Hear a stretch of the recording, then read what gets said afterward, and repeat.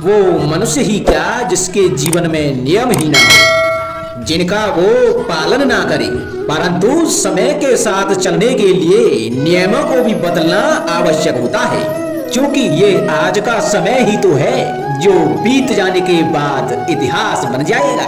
यदि आवश्यकता पड़ने पर नियम और प्रतिज्ञा भंग न की जाए, समय की मांग के प्रतिरूप अपनी प्रतिक्रिया न बदली जाए, तो इतिहास हमें कभी क्षमा नहीं करेगा।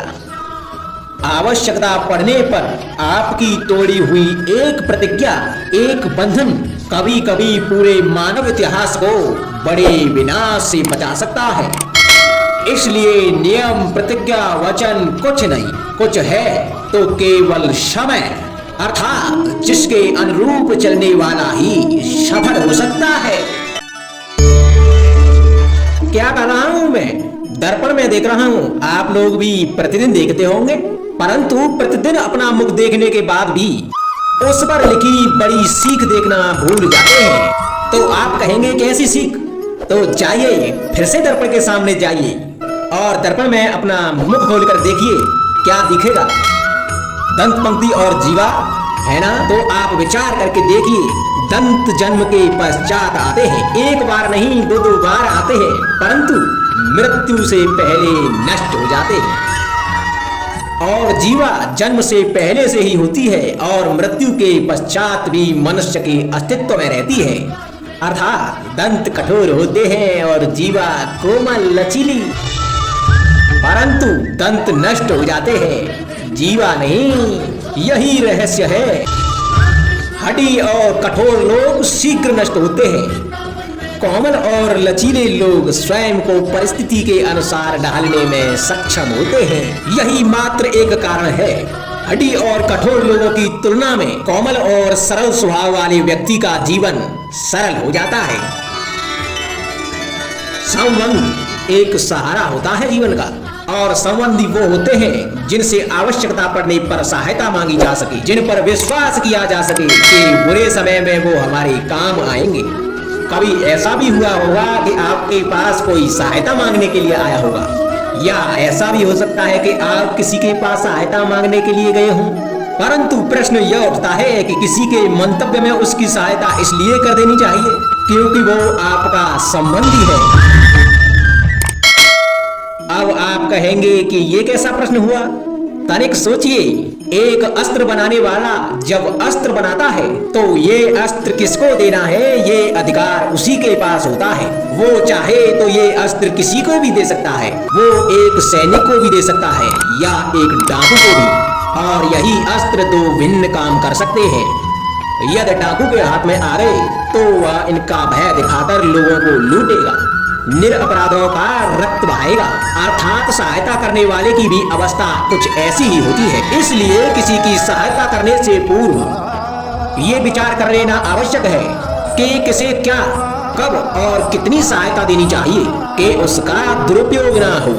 यदि आपकी सहायता से कोई अधर्म हुआ तो उसके उत्तरदायी आप ही होंगे। जीवन में कई बार ऐसे अवसर भी आते हैं कि आप लोगों से मिलने जाते हैं और उनसे कुछ आकांक्षाएं भी रखते हैं, और कई बार जीवन में ऐसे अवसर भी आते हैं कि लोग आपसे मिलने आते हैं। इसलिए अतिथियों का सम्मान करने से पूर्व सदा कुछ बातों को स्मरण रखना आवश्यक होता है। यदि कोई आपसे मिलने आ सकता है तो उसके तीन कारण हो सकते हैं। पहला कारण होता है भाव, दूसरा अभाव और तीसरा प्रभाव। तो जैसा अतिथि उसको वैसा ही सम्मान दें। यदि आपके पास कोई भाव से आया तो उसे केवल आपका प्रेम चाहिए, आपका सानिध्य चाहिए, और यदि कोई अभाव में आया तो उसकी उतनी सहायता अवश्य करें कि जितनी आप करने में सक्षम हो, परंतु उतनी भी ना करें कि वो आपकी सहायता का दुरुपयोग कर बैठे। और यदि कोई प्रभाव में आया तो स्वयं पर अभिमान ना करें, क्योंकि जीवन में कभी ना कभी आप भी भाव अभाव प्रभाव के चक्रव्यूह में फंस सकते हैं।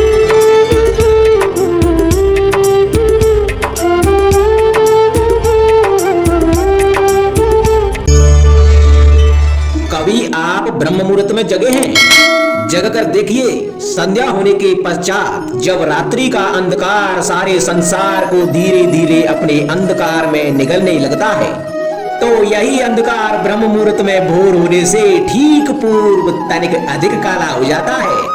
कुछ समझे, हमारा जीवन भी कुछ ऐसा ही होता है। जब हमारे जीवन की समस्याएं कठिनाई अपने अंत पर होती हैं, तो यही समस्याएं कठिनाई एक भीषण रूप लेकर हमारे समक्ष खड़ी हो जाती हैं। और ऐसी परिस्थितियों में अधिकतर लोग हार मान जाते हैं, भय खा जाते हैं। परंतु ऐसी स्थिति में आप हार ना माने, भय ना खाएं, दृढ़ रहें, निरंतर आगे बढ़ते रहें। तो प्रकाश के रूप में हमारा स्वागत करने के लिए सूर्य उदय सदा हमारे समक्ष प्रस्तुत रहेगा। आपने बरगद के वृक्ष को देखा है, जितना विशाल उतना दृढ़।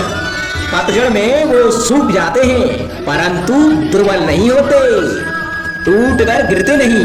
और उसके विपरीत दलदल में उपजे वृक्षों को देखें, वो दिखने में तो हरे भरे होते हैं, परंतु इतने दुर्बल होते हैं कि जल धारा के हल्के से वेग से वो गिर जाते हैं। परंतु ऐसा क्यों होता है?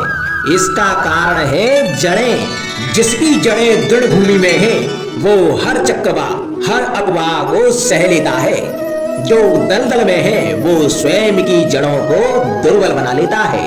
कुछ ऐसा ही मनुष्य भी होता है, जो अधर्म कुकर्म असत्य की धरा पर उपजा है, वो कठिन समय की एक मार भी नहीं सह पाता। और जो मनुष्य सत्य और धर्म की धरा पर उपजा है, वो हर समस्या से जूझ कर आगे निकल जाता है और सफल हो जाता है। अब आप पर निर्भर करता है कि आप क्या बनना चाहते हैं। हमारे जीवन में मित्र और शत्रु बड़ा ही महत्व रखते हैं। यदि गंभीरता से सोचा जाए तो ऐसा कोई क्षण नहीं जब हम अपने मित्रों के बारे में ना सोचते हों या फिर शत्रुओं के बारे में। हमारा हर कार्य या तो हमारे मित्रों के हित के लिए होता है या फिर हमारे शत्रुओं के अहित के लिए। हम हर स्थान या तो अपने मित्रों के साथ होते हैं या फिर अपने शत्रुओं के साथ। कोई नहीं चाहता कि उनका शत्रु प्रसन्न रहे। संसार में हर कोई अपने शत्रु को नष्ट कर देना चाहता है और ऐसा करने के लिए वो हर संभव प्रयास करता है। उसे आर्थिक मानसिक और शारीरिक हानि पहुंचाने का प्रयास करता है।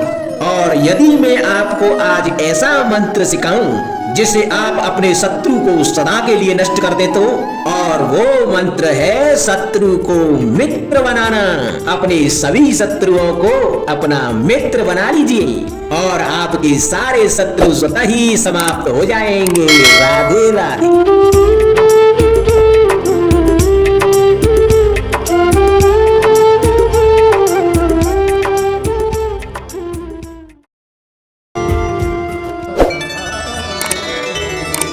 संगति या साथ, मित्र और साथी मनुष्य के व्यक्तित्व के लिए सबसे महत्वपूर्ण होते हैं।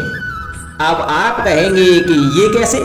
मनुष्य अवश्य अपने व्यक्तित्व के लिए उत्तरदायी होता है, परंतु मनुष्य संगति में ना चाहते हुए भी उसका व्यक्तित्व संगत की भांति हो जाता है।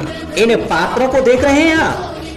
मध्य में जल रखा है, इसमें दूध और इसमें मलिन कीचड़ रखा है। यदि मैं इस जल को दूध में मिलाता हूँ तो यह जल दूध बन जाता है, और यदि इसी जल को इस मलिन कीचड़ में मिलाता हूँ तो यह जल या मलिन कीचड़ में परिवर्तित हो जाता है। हाँ, ऐसी कोई युक्ति नहीं कि जल बिना घुले मिले दूध या कीचड़ में अपना अस्तित्व बनाए रखे या इनसे अलग बना रहे। और ठीक ऐसा ही मनुष्य के जीवन में भी होता है कि यदि एक गुणहीन व्यक्ति गुणवानों की संगत में बैठे तो उसे भी गुणवान समझा जाता है, सम्मान का पात्र समझा जाता है। और यदि एक गुणवान व्यक्ति गुणहीनों की संगत में बैठे तो उसे भी तिरस्कार मिलता है। इसलिए अपने जीवन में संगति सोच समझकर सावधानी से चुनिएगा।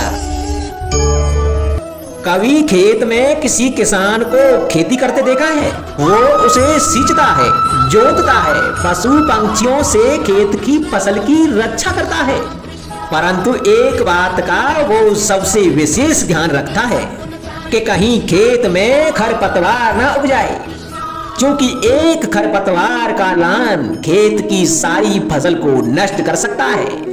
ठीक उसी प्रकार यदि वंश की कोई संतान खोटी निकल जाती है तो वह समूचे वंश का सर्वनाश कर देती है। इसीलिए संतान के लालन पालन में ध्यान देना आवश्यक होता है, क्योंकि संतान वो फसल होती है जो वंश की आने वाली पीढ़ी को महान बना सकती है या फिर वंश का पतन भी कर सकती है। मनुष्य के जीवन में संतान का बहुत महत्व है। उस संतान के लिए वो कितने कष्ट सहता है, उसे पालता है, पोसता है, और यदि यही संतान उसके संताप का कारण बन जाए तो क्या ये उसका दोष है? अधिकतर ये दोष हमारे लालन पालन का होता है। बचपन में बालक के हट को मानकर हमें आनंद की अनुभूति अवश्य होती है, परंतु धीरे धीरे अपने बालक के हट को मानकर उसके हट के दास हो जाते हैं। एक हड्डी उद्दंड और असंस्कारी संतान उस सूखे वृक्ष के समान होती है कि यदि उसमें आग लग जाए तो वो सारे वन को भस्म कर डालती है। और स्मरण रहे, जब उसमें अग्नि लगती है तो वह सबसे पहले स्वयं के घर को ही भस्म करती है। इसलिए जब आवश्यकता हो तो अपनी संतान के हट का विरोध करें, उसे रोकें, क्योंकि समय रहते ऐसा ना किया गया तो भविष्य में इस समस्या के परिणाम गंभीर हो सकते हैं। प्रतिज्ञा, वचन, ये सब मनुष्य ने समाज को सही दिशा में रखने के लिए बनाए हैं। वो मनुष्य ही क्या जिसके जीवन में नियम ही ना हो, जिनका वो पालन ना करे, परंतु समय के साथ चलने के लिए नियमों को भी बदलना आवश्यक होता है, क्योंकि ये आज का समय ही तो है जो बीत जाने के बाद इतिहास बन जाएगा। यदि आवश्यकता पड़ने पर नियम और प्रतिज्ञा भंग न की जाए, समय की मांग के प्रतिरूप अपनी प्रतिक्रिया न बदली जाए, तो इतिहास हमें कभी क्षमा नहीं करेगा। आवश्यकता पड़ने पर आपकी तोड़ी हुई एक प्रतिज्ञा, एक बंधन कभी कभी पूरे मानव इतिहास को बड़े विनाश से बचा सकता है। इसलिए नियम, प्रतिज्ञा, वचन कुछ नहीं, कुछ है तो केवल समय, अर्थात जिसके अनुरूप चलने वाला ही सफल हो सकता है। कभी किसी पंछी को घोंसले की नींव बनाते देखा है? अथक परिश्रम करके तिनका तिनका बिटोर के वो पंछी अपना घर बनाता है, अपनी संतान के लिए एक सुरक्षित घर बनाता है। और कहीं से तीव्र आंधी आती है, बारिश आती है और उसका घर तिनका तिनका करके बिखर जाता है। फिर वो पंछी रोता नहीं, ना ही विलाप करता है, वो बिना विलंब करे फिर से अपना घोंसला बनाना प्रारंभ कर देता है और सफलता पाता है। फिर हम क्यों छोटी छोटी असफलता से भयभीत होकर परिश्रम करना छोड़ देते हैं? एक बात सदा स्मरण रखना, हर वृक्ष कुल्हाड़ी की एक मार से नीचे नहीं गिरता, हर चट्टान घन के एक प्रहार से नहीं टूटती। सफलता पाने के लिए अनावृत परिश्रम करना मात्र एक मार्ग है। स्वीकरण, सत्य का स्वीकरण मनुष्य के लिए बहुत ही महत्वपूर्ण है। जब तक मनुष्य सत्य को स्वीकार नहीं करता तब तक उसे असत्य से लड़ने की शक्ति प्राप्त नहीं होती। जब आप भोजन करते हैं तो क्या होता है?